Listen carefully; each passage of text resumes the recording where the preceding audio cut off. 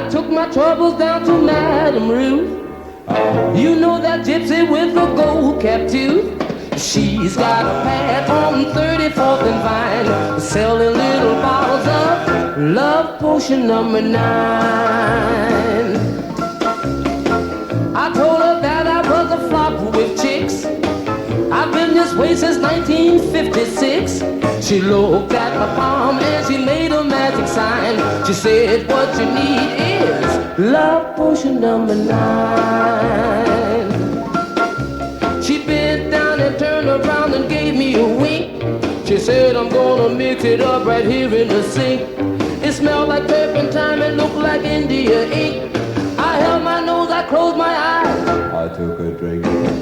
I didn't know it was a day or night. I started kissing everything in sight. But when I kissed the top at 34th and Vine, he broke my little bottle of love potion number 9.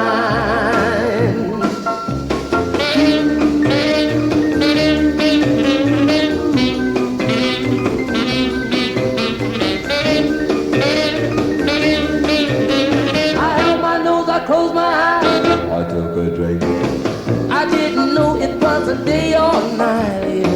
I started kissing everything in sight.